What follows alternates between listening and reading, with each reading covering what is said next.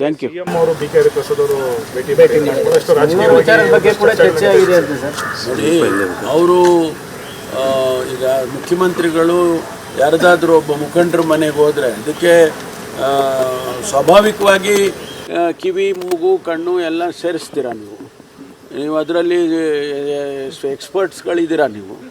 ಅದು ಏನು ಅಂಥದ್ದೇನೂ ಇಲ್ಲ.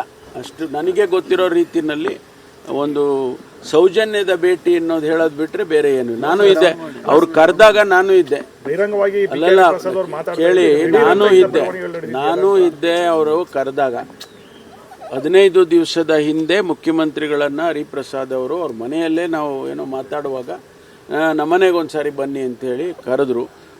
ತಿಂಡಿಗೆ ಬನ್ನಿ ಅಂತ ಬರ್ತೀನಿ ಅಂದರು ಮುಖ್ಯಮಂತ್ರಿಗಳು. ಅಷ್ಟಾಗಿದೆ ಬಿಟ್ಟರೆ ನೀವು ಅದಕ್ಕೆಲ್ಲ ನಾನು ಹೇಳಿದಾಗೆ ಎಲ್ಲ ಚೆನ್ನಾಗಿ ನೀವು ಎಕ್ಸ್ಪರ್ಟ್ಸ್ ಇದ್ದೀರಲ್ಲ.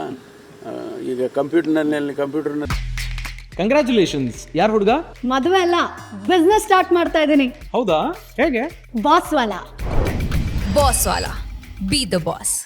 ಅಲ್ಲೆಲ್ಲ ಮಾಡ್ತಾರಲ್ಲ, ಹಂಗೆ ಮಾಡ್ತೀರಾ? ಸರ್, ಮಂಗಳೂರು ವಿಚಾರದ ಬಗ್ಗೆ ಚರ್ಚೆ ಆಯಿತು ಅಂತೆಲ್ಲ ಗೊತ್ತಿಲ್ಲಪ್ಪ.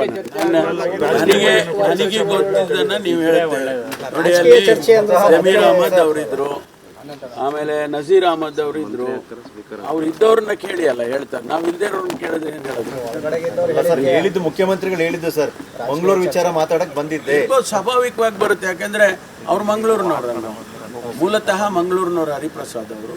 ಏನು ಸ್ವಾಮಿ ನಮ್ಮೂರ ಕಡೆ ಎಲ್ಲ ಹಿಂಗೆ ಆಗ್ತಾ ಇದೆ ಅಂತ ಹೇಳಿರ್ಬೋದು, ಇಲ್ಲ ಅಂತ ಹೇಳೋದಿಲ್ಲ.